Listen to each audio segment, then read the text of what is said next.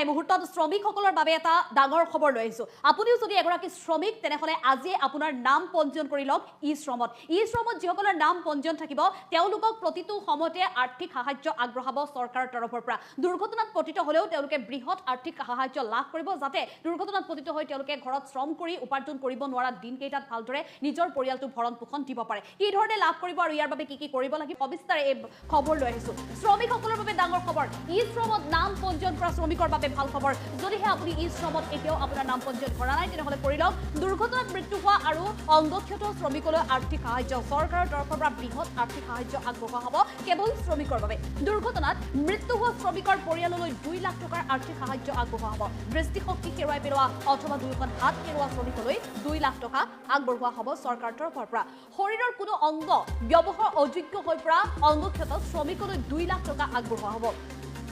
দুৰ্ঘটনাত এখন ভৰি বা এটা চকু হেৰুওৱা শ্ৰমিকলৈ 1 লাখ টকাৰ আৰ্থিক সাহায্য আগবঢ়োৱা হ'ব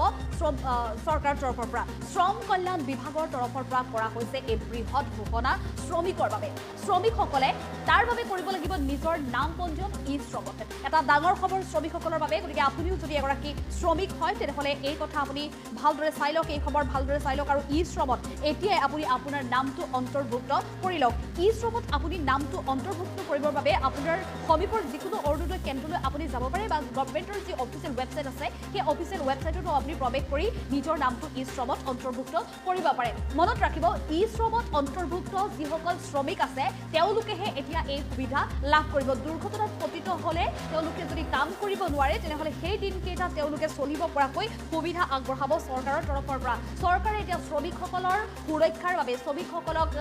কিছু পৰিমাণে আৰ্থিক সাহায্য আগবঢ়াবলৈ এতিয়া চেষ্টা কৰিছে বিভিন্ন সময়ত চৰকাৰী যিসকল চাকৰিয়াল আছে বা যিসকল বিভিন্ন দৰমহাৰে তেওঁলোকে চলি আহিছে কিবা এটা চাকৰি কৰি আহিছে তেওঁলোকে সহায় লাভ কৰিবলৈ সক্ষম হৈছে কিয়নো দিনটো তেওঁলোকে বিগত সময়ত অৰ্থাৎ কৰ্মৰত সময়ত কৰ্মজীৱনত তেওঁলোকে যিমান টকা উপাৰ্জন কৰিছিল তাৰ কিছু অংশ জমা হয় বাবে তেওঁলোকে পৰৱৰ্তী সময়ত সেই সুবিধা লাভ কৰিবলৈ সক্ষম হৈ আহিছে কিন্তু শ্ৰমিকসকলে বিপদত পৰিব লগা হয় যেতিয়া তেওঁলোক দুৰ্ঘটনাত পতিত হয় তেওঁলোকৰ যেতিয়া হাত ভৰি অক্ষম হয় কাম কৰিব নোৱাৰা অৱস্থা হয় চকুৰে নেদেখা অৱস্থা হয় তেতিয়া তেওঁলোকে বিপদত পৰিব লগা হয়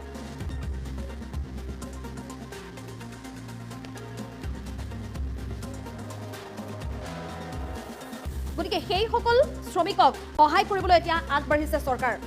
সেইসকল শ্ৰমিকক সহায় কৰিবলৈ এতিয়া চৰকাৰে আগবাঢ়িছে ব্যৱস্থা গ্ৰহণ কৰিব তেওঁলোকৰ বাবে পৰিয়ালে লাভ কৰিব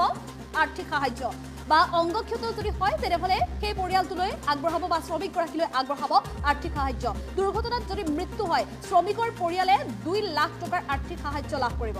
আৰু যদি দৃষ্টিশক্তি হেৰুৱাই পেলাই অথবা দুয়োখন হাত হেৰুৱাই পেলাই শ্ৰমিকলৈ তেতিয়াহ'লে 2 লাখ টকা আগবঢ়াব আৰু শৰীৰত যদি কোনো অংগ ব্যৱহাৰ অযোগ্য হয় অথবা হাত বা ভৰিৰে যদি কাম কৰিব নোৱাৰা অৱস্থা হয় তেতিয়াও তেওঁলোকে লাভ কৰিব চৰকাৰৰ তৰফৰ পৰা সহায় 2 লাখ টকা পৰ্যন্ত আগবঢ়াব চৰকাৰৰ তৰফৰ পৰা দৃষ্টিশক্তি হেৰুৱাই পেলোৱা অথবা দুয়োখন হাত হেৰুৱাই পেলোৱা শ্ৰমিকৰ বাবে শৰীৰৰ যদি কোনো অংগ ব্যৱহাৰ অযোগ্য হৈ পৰে অংগক্ষত শ্ৰমিকলৈ 2 লাখ টকাৰ কথা ইতিমধ্যে চৰকাৰৰ তৰফৰ পৰা ঘোষণা কৰিছে আৰু দুৰ্ঘটনাত এখন ভৰি বা এটা চকু যদি হেৰুৱায় তেনেহলে 1 লাখ টকাৰ আৰ্থিক সাহায্য প্ৰদান কৰা হ'ব আৰু শ্ৰম কল্যাণ বিভাগৰ তৰফৰ পৰা কৰা হৈছে এই বৃহৎ ঘোষণা কিন্তু মনত ৰাখিব E-Shramত যিসকল শ্ৰমিকৰ নাম অন্তৰ্ভুক্ত আছে তেওঁলোকেহে লাভ কৰিব এই সুবিধা E-Shramত পঞ্জীয়নকৃত আৰু দুৰ্ঘটনাত মৃত্যু হোৱা বা অংগক্ষত হোৱা প্ৰতিগৰাকী লোকৰ বাবে এই সুবিধা আগবঢ়াব চৰকাৰৰ তৰফৰ পৰা E-Shramত পঞ্জীয়নকৃত আৰু দুৰ্ঘটনাত মৃত্যু হোৱা বা অংগক্ষত হোৱা প্ৰতিগৰাকী শ্ৰমিকলৈ চৰকাৰে এই বৃহৎ ঘোষণা কৰিছে ৰাজ্য চৰকাৰৰ তৰফৰ পৰা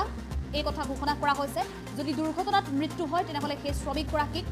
পৰিয়াললৈ 2 লাখ টকা আগবঢ়াব যাতে তেওঁৰ অনুপস্থিতিত পৰিয়ালটোৰ যাতে কিছু পৰিমাণে হ'লেও আৰ্থিক সহায় লাভ কৰিবলৈ সক্ষম হয় এগৰাকী শ্ৰমিকে যেতিয়া কৰ্ম কৰি থাকে কৰ্মৰ সময়ছোৱাত মাত্ৰ তেওঁলোকে সুবিধা লাভ কৰে বা যি সময়ত তেওঁলোকে কৰ্ম কৰি টকা উপাৰ্জন কৰি থাকে সেই সময়টোত মাত্ৰ পৰিয়াল পৰিচালনা কৰিব পাৰে কিন্তু শ্ৰমিকগৰাকী যেতিয়া কাম কৰিব নোৱাৰা হয় তেওঁ যদি অসুস্থ হৈ পৰে বা হঠাৎ যদি তেওঁৰ মৃত্যু হয় কৰ্তব্যৰত অৱস্থাত যদি তেওঁৰ মৃত্যু হয় তেনেহলে তেওঁৰ পৰিয়ালটোৰ নাথল অৱস্থাৰ সৃষ্টি হয় গতিকে সেই সময়ত সেই দুৰ্ভগীয়া পৰিয়ালটোৰ সহায় হোৱাকৈ চৰকাৰৰ তৰফৰ পৰা এই বৃহৎ ধনৰাশি আগবঢ়োৱা হ'ব শ্ৰমিকৰ পৰিয়ালটোলৈ আৰু দৃষ্টিশক্তি ঘূৰি নহাকৈ দুয়োটা চকু যদি সম্পূৰ্ণৰূপে নষ্ট হয় অথবা স্বাভাৱিক অৱস্থালৈ ঘূৰাই আনিব নোৱাৰাকৈ যদি দুয়োখন হাত বা দুয়োখন ভৰি সম্পূৰ্ণৰূপে ব্যৱহাৰ অযোগ্য হৈ পৰে অথবা স্বাভাৱিক অৱস্থালৈ যদি ঘূৰাই আনিব নোৱাৰাকৈ এখন হাত আৰু এখন ভৰি যদি সম্পূৰ্ণৰূপে ব্যৱহাৰ অযোগ্য অথবা দৃষ্টিশক্তি ঘূৰাই নহাকৈ যদি এটা চকু সম্পূৰ্ণৰূপে নষ্ট হয় এখন হাত এখন ভৰি সম্পূৰ্ণৰূপে ব্যৱহাৰ অযোগ্য হয় তেওঁলোকেও লাভ কৰিব ক্ষতিপূৰণ তেওঁলোকক 2 লাখ টকা আগবঢ়োৱা হ'ব আৰু যিসকলৰ দৃষ্টিশক্তি ঘূৰি নহাকৈ এটা চকু সম্পূৰ্ণৰূপে নষ্ট হয় অথবা এখন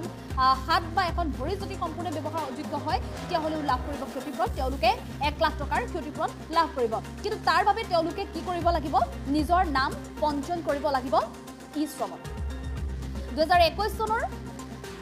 আগষ্ট মাহৰ পৰা 2022 চনৰ 31 মাৰ্চৰ ভিতৰত যিসকলৰ E-Shramত নাম পঞ্জীয়নকৃত আছে তেওঁলোকে এতিয়া এই সুবিধা লাভ কৰিবলৈ সক্ষম হ'ব শীঘ্ৰে তেওঁলোকে এই সুবিধা লাভ কৰিব আৰু E-Shramত নাম অন্তৰ্ভুক্তিৰ বাবে বা এই সুবিধা লাভ কৰিবৰ বাবে কি কি নথিপত্ৰ লাগিব তেওঁলোকৰ E-Shramত যি নাম পঞ্জীয়ন কৰা হৈছিল সেই পঞ্জীয়নৰ প্ৰমাণপত্ৰ লাগিব আৰু অন্যহাতে Aadhaar card PAN card voter card আদি অন্যান্য নথিপত্ৰসমূহ লাগিব আৰু যদিহে তেওঁৰ মৃত্যু হৈছে তেনেহ'লে মৃত্যুৰ প্ৰমাণপত্ৰ দিব লাগিব আৰু মৃত্যুৰ প্ৰমাণপত্ৰ E-Shramত পঞ্জীয়ন কৰা প্ৰমাণপত্ৰ আধাৰ কাৰ্ড ভোটাৰ কাৰ্ড বা অন্যান্য যিসমূহ নথিপত্ৰ আছিলে সকলো তথ্য দিয়াৰ পিছত পৰিয়ালৰ যিগৰাকী ব্যক্তিৰ নামত বা তেওঁৰ শ্ৰমিকগৰাকীৰ পত্নীৰ নামত বা শ্ৰমিকগৰাকীৰ সন্তানৰ নামৰ সেই বেংক পাছবুক দিব লাগিব যদিহে শ্ৰমিকগৰাকীৰ মৃত্যু হয় তেতিয়া তেওঁলোকে লাভ কৰিব 2 লাখ টকাৰ ক্ষতিপূৰণ আৰু অংগক্ষত হোৱা শ্ৰমিকৰ ক্ষেত্ৰত ঠিক তেনেধৰণে চিকিৎসকৰ প্ৰমাণপত্ৰ লাগিব আৰু E-Shramত যেতিয়া অন্তৰ্ভুক্ত হৈছিল পঞ্জীয়নভুক্ত হৈছিল তেতিয়া যি প্ৰমাণপত্ৰ আছিল সেই প্ৰমাণপত্ৰ পঞ্জীয়ন পত্ৰ জমা দিব লাগিব বা পঞ্জীয়ন নম্বৰ তেওঁলোকে জমা দিব লাগিব আৰু সেই বিষয়টো তেওঁ যে অংগক্ষত হৈছে বা কাম কৰি তেওঁ যে খাব নোৱাৰা হৈছে সেই বিষয়ে তেওঁলোকৰ পঞ্চায়তৰ তৰফৰ পৰাও সেই বিষয়ে অৱগত কৰিব লাগিব আৰু তাৰ পিছতে তেওঁলোকে এনেধৰণে সুবিধা লাভ কৰিব গতিকে মনত ৰাখিব যিসকল E-Shramৰ পঞ্জীয়নভুক্ত শ্ৰমিক তেওঁলোকক এতিয়া চৰকাৰে সহায়ৰ বাবে আগবাঢ়িছে শীঘ্ৰে তেওঁলোকে এই সুবিধা লাভ কৰিব আৰু 2021 পৰা 21 চনৰ আগষ্ট মাহৰ পৰা 2022 চনৰ আগষ্ট মাহৰ ভিতৰত যিসকলে নিজৰ নাম পঞ্জীয়ন কৰিছিল তেওঁলোকে ইতিমধ্যে এই সুবিধা পাবলৈ সক্ষম হ'ব আৰু যিসকলে নিজৰ নাম এতিয়াও পঞ্জীয়ন কৰা নাই তেওঁলোকে পঞ্জীয়ন কৰি লওক ভৱিষ্যতে তেওঁলোকৰ সুবিধা হ'ব যদিহে শ্ৰমিকগৰাকীৰ মৃত্যু হয় তেনেহ'লে ভুক্তভোগী পৰিয়ালটোৱে লাভ কৰিব সাহায্য আৰু যদিহে শ্ৰমিকগৰাকী অংগক্ষত হয় বা তেওঁ কাম কৰি খাব নোৱাৰা হয় কৰ্তব্যৰত অৱস্থাত যদি তেওঁৰ এনে অৱস্থা হয় বা এনে এটা দুৰ্ঘটনাত পতিত হৈ যদি তেওঁ হাত ভৰি অংগক্ষত হয় কাম কৰিব নোৱাৰা হয় চকুৰে যদি নেদেখা হয় এনেধৰণৰ সমস্যাৰ বাবে তেওঁ 2 লাখ টকাৰ পৰা 1 লাখ টকা পৰ্যন্ত ক্ষতিপূৰণ লাভ কৰিব চৰকাৰৰ তৰফৰ পৰা আৰু এই কথা ইতিমধ্যে E-Shramত যিসকল শ্ৰমিকে নাম অন্তৰ্ভুক্ত কৰিছে তেওঁলোকে লাভ কৰিব বুলি জানিবলৈ দিছে শ্ৰম কল্যাণ বিভাগৰ তৰফৰ পৰা এই বৃহৎ ঘোষণা কৰিছে গতিকে আপুনিও যদি এগৰাকী শ্ৰমিক হয় তেনেহ'লে E-Shramত নিজৰ নাম অন্তৰ্ভুক্ত কৰি লওক